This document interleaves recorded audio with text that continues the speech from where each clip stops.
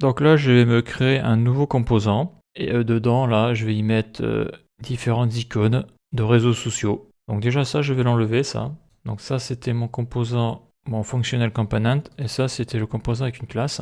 Donc celui-là, je vais le supprimer. CTRL droit, delete. Voilà, et là, j'ai une erreur de compilation. Ce qui est normal, car sur index.js, donc plutôt sur a.js, je l'avais appelé ici. Je le supprime.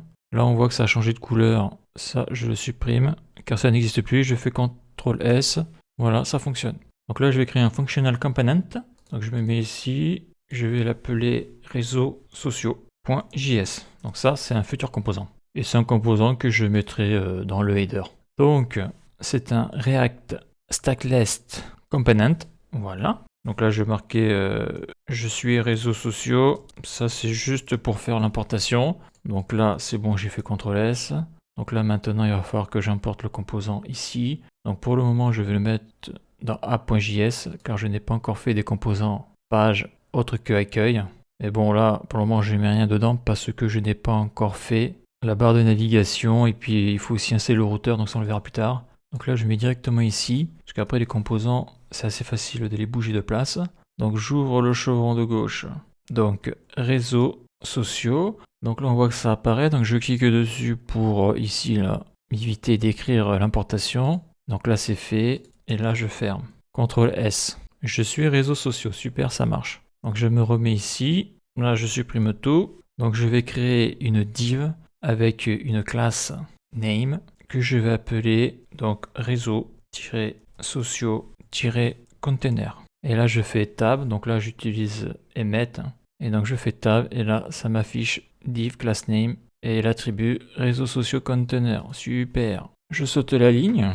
Donc là, ce que je vais me faire, c'est que je vais aller me chercher 4 icônes dans Font Awesome. Donc Font Awesome, là, je l'avais importé ici, là, de souvenir, index.html. On le voit, il est ici, kit Font Awesome. Donc avant d'aller les chercher, je vais d'abord me créer une liste.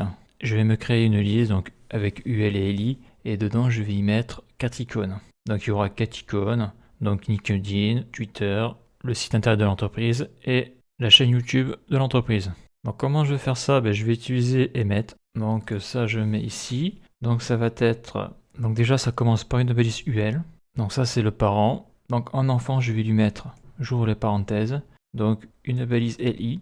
Dans cette balise LI, il y aura un enfant qui sera un lien. J'ouvre les crochets. Donc ce lien pour le moment, je vais y mettre href et je vais y mettre le dièse. Voilà. Après, ce que je veux, c'est que lorsque la personne clique sur le lien, je veux que ça s'affiche sur un autre onglet. Donc target égale, j'ouvre les double quotes, underscore et j'écris blank. Avec un K, il n'y a pas de C. Donc là, il y a une erreur parce que tout ça, ça va être dans le lien qui est là, l'encre A. CTRL X, CTRL V, voilà. Donc là, j'aurai A href, le dièse pour que lorsque l'on clique dessus, il ne se passe rien, et target-blank pour ouvrir dans un nouvel onglet quand il y aura un lien mieux que celui-là. Donc après, j'ouvre les accolades. Dedans, je vais écrire lien. Je changerai après, hein. Mais là, pour le moment, je vais écrire lien. Je vais y mettre le dollar pour pouvoir y mettre un numéro qui s'incrémentera de manière automatique. Et là, moi, ce que je veux, j'en veux 4. Voilà. Donc là, on le voit, là, les 4 sont apparus. Donc je fais un CTRL C au cas où ça ne fonctionnerait pas. Donc là, je fais CTRL espace. Et là, je fais Tab. Super. Et là, on voit que ça m'a créé tout ça. Donc si je mets ce que j'ai fait ici, je mets ça dans un commentaire. Voilà. Donc on voit que Emmet dans le GSX, ça marche très bien quand on l'a bien configuré, comme on l'avait vu dans les premières vidéos sur React lorsque j'installe l'environnement de travail. Donc là, si je clique sur le lien là, eh bien ça m'ouvre une autre page. Donc par exemple, ce que je peux faire là, ici par exemple, je vais mettre LinkedIn, donc https donc c'est fr.linkedin.com. Donc bien sûr, ça c'est une adresse générale, hein. Mais quand tu es une entreprise, en principe, tu as un profil LinkedIn, CTRL S. Donc si je clique dessus, eh bien ça m'ouvre la page LinkedIn. Voilà. Donc après, pour y accéder, il faut s'inscrire. Donc ça marche. Dessous, je vais y mettre le lien Twitter. Donc c'est https://twitter.com et le compte de l'entreprise. Donc si je mets par exemple Eugénie Klim, CTRL S, je clique, ça ne marche pas car j'ai oublié un truc. Là, j'ai oublié le 2 points. Voilà, je clique. Votre connexion n'est pas privée. Continuer. Et voilà. Donc après, c'est pareil, il faut se connecter. Ok. Bon, ça fonctionne. Donc après, ici, je vais rajouter le site web de l'entreprise. https://w.e-génieclimatique.com. Est-ce que ça fonctionne? Je clique sur le lien 3 et ça marche. Ok. Et ici, je vais y mettre la chaîne YouTube. https://www.youtube.com/tmetlardi. En principe, ça doit fonctionner. C'est plus court à écrire, tmetlardi.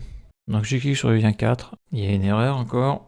Point. Je ferme. Lien 4. Avant d'accéder à YouTube. Ok, j'accepte. Et ça fonctionne. Ok, super. Donc, maintenant que j'ai fait ça, je vais aller me chercher les icônes.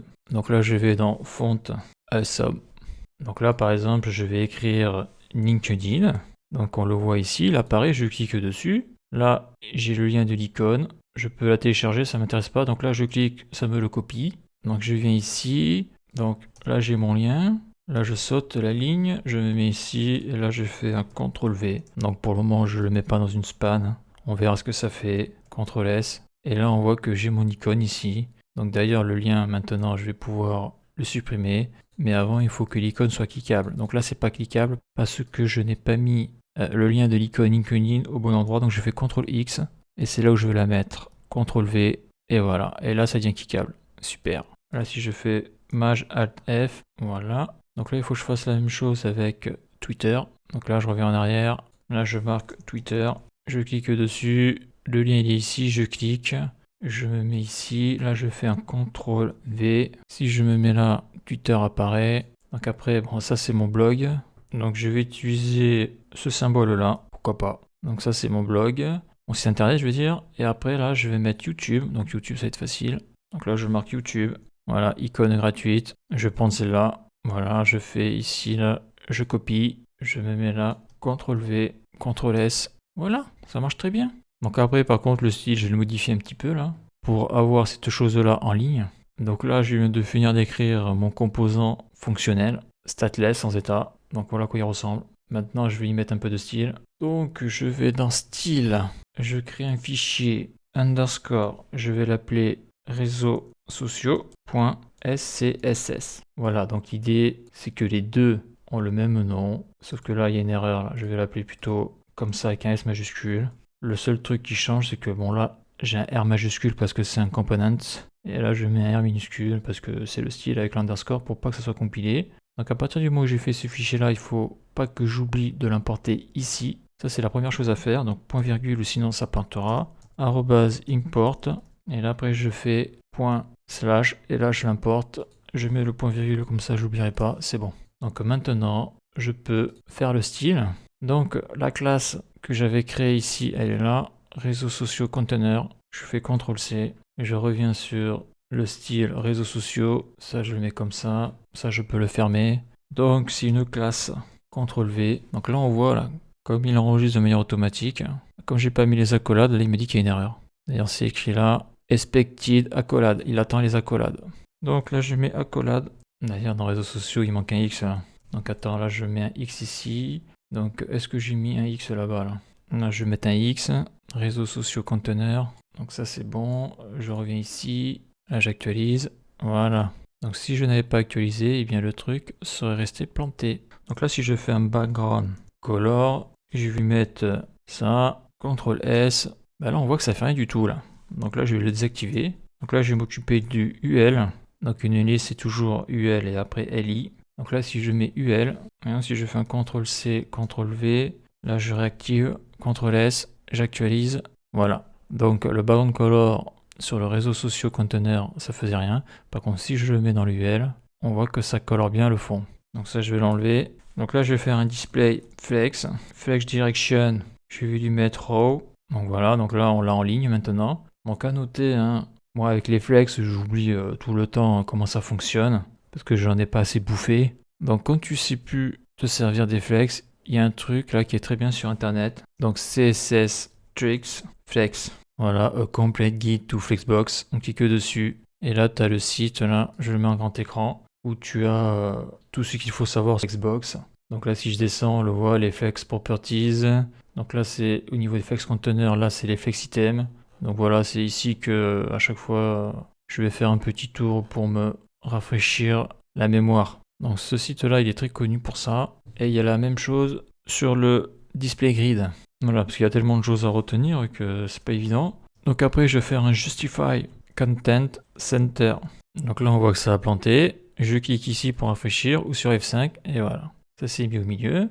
Après, je vais agrandir les icônes. Avant d'agrandir les icônes, je vais plutôt agrandir la taille du UL. Je vais mettre 5,1 rem. Voyons ce que ça fait. Là, je réactive la couleur. Il faut que j'actualise. Voilà, donc ça fait 5.1 rem. C'est par exemple, si dessous je vais mettre un menu, c'est pour pas que ça colle les icônes. Mais bon, là pour le moment, voyons si je fais ça. Ouais, je vais laisser ça comme ça en attendant. Donc ça, c'est pour le UL. Et donc au niveau du LI, donc ça c'est la liste. Je vais y mettre un margin depth 1 rem. Donc c'est ça qui est chiant, hein, c'est quand on a l'enregistrement automatique, ça crée plein d'erreurs, il faut actualiser à chaque fois. Là je vais mettre un margin right 1 rem. Voilà. Donc là si je passe ma souris dessus, l'icône ne change pas de couleur. Donc à noter, je vais le faire ici là. Les fonts que j'ai utilisées, elles sont dans la balise I. Si je mets I comme ça, là, si je fais font size, donc à chaque fois je clique sur tab pour que ça m'affiche ces deux trucs là, les deux points et le point virgule. Si je marque 5 rem, donc 50 pixels, voilà, ça a planté, j'actualise. Et bien j'ai agrandi mes icônes. Si je mets 8 rem, j'ai des grosses icônes. Donc ça c'est cool. Donc là maintenant ce que je vais changer là, c'est que lorsque je passe ma souris là, je veux que ça change de couleur. Donc pour ça je vais mettre un A. Donc ça c'est pour les liens. Et là ça fera tous les A qu'il y a dans Réseaux sociaux container. Donc dedans je vais mettre l'espirouette de points over. Donc ça c'est du SAS. Et je vais y mettre color, un truc qui flash, chartreuse. J'actualise. Voilà. Et quand je passe la souris dessus, ça change de couleur. Et je peux même faire un font size 8.5 rem. Quand je vais passer la souris dessus, ça va l'agrandir. Non, voyons, je vais mettre plus, 10 rem. J'actualise. Ouais, si, voilà. Donc je vais mettre 8.5. Voilà, donc on voit que ça bouge, c'est dégueulasse, mais on voit l'idée, quoi. Et là, ce que l'on peut faire aussi, c'est une transition. Ça, c'est chiant à prendre en CSS. Transition property. Donc ça va agir sur la font size. Je vais mettre une transition duration. Je vais mettre 0.8 secondes. Et je vais mettre un délai juste pour le fun. C'est-à-dire que la transition va commencer 0.2 secondes après que j'ai mis mon curseur de souris sur l'icône. Et la durée de la transition va durer 0.8 secondes. Donc je fais CTRL S et j'actualise. Voilà, on voit que c'est un peu plus lent. Donc là je fais ça comme ça. Bon après, comme j'ai dit, le but c'est pas de faire du CSS. Pour moi, pour le moment, c'est de me concentrer sur la motorisation. C'est-à-dire faire en sorte que j'arrive à faire mes composants dans les composants dynamiques. Donc voilà, donc ça c'est bon. Donc si je fais ça, ça fait quoi? Voilà, ça fait ça. Ça reste au milieu, super. Donc là, si je clique, ça marche toujours. Voilà. Donc là, ce que je veux voir, là, c'est que... Donc là, j'ai mon composant header, voilà. Là, j'ai mon composant réseaux sociaux. Donc là, je l'avais mis ici, là. Donc là, je vais le supprimer. Je vais faire un CTRL X. Donc là, il a disparu. Et si je veux mettre mon composant réseaux sociaux dans le composant header, je me mets ici. Je vais le mettre dans la div quand même. Je peux le mettre à l'extérieur de la div si je veux, mais si je le mets ici, ça enregistre. Il me dit que réseaux sociaux is not defined. Et ça, c'est facile à comprendre. C'est parce que je ne l'ai pas importé. Donc pour l'importer, je vais le faire manuellement. J'ouvre le chevron, réseau. Voilà, il est là. Je clique dessus, il me l'a importé. Le slash, le chevron fermant, et là, je l'ai importé là. Donc, ce qui est intéressant, c'est que si je fais CTRL-C, je l'ai importé plusieurs fois. Et donc c'est l'intérêt des composants dans React. Hein. Et je peux l'importer n'importe où, quoi. Donc moi, je vais plutôt le mettre à l'extérieur de la div, ici. Donc là, il va y avoir une erreur en principe. On le voit direct sur Visual Studio Code, il m'affiche ces traits rouges. Pourquoi? Parce que le composant n'est pas wrappé. Donc là, je vais le wrapper. Donc je fais ça, je fais ça. Donc chevron ouvert, fermé. Je fais un CTRL-C, je fais un CTRL-V. Et dedans, j'y mets le slash. Je fais Maj Alt F. Et voilà. Donc voilà mon petit composant réseaux sociaux. Donc on voit que dans le header, donc j'ai créé un composant réseaux sociaux que je peux utiliser n'importe où sur le site. Eh bien, je l'ai mis dans mon header après l'avoir importé. Donc c'est un composant basique bien sûr. Hein. Mais en gros, voilà l'idée, comment ça fonctionne. Cette histoire de composants dans des composants, sachant que je ferai un autre gros composant bientôt au niveau des pages.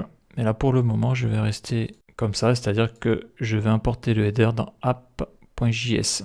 Donc c'est ça qui peut être pas facile à comprendre, c'est que c'est qu'une histoire d'imbrication de composants dans des composants. En réalité, dans React.js, tout est composant. Et après, il y a des gros composants et il y a des petits composants. C'est pour ça que c'est important de faire des dossiers pour les ranger, parce que ça peut être très vite le gros bordel. Bon, moi, je vais pas avoir 36 composants, donc au niveau de... Je pense pas que je fasse des sous-dossiers. Mais sur un vrai site, il faudrait faire des sous-dossiers, parce que si on a 20, 30, 40, 50 composants, ça peut être difficile de s'y retrouver. Donc, super, tout fonctionne. Donc, la suite dans le prochain épisode.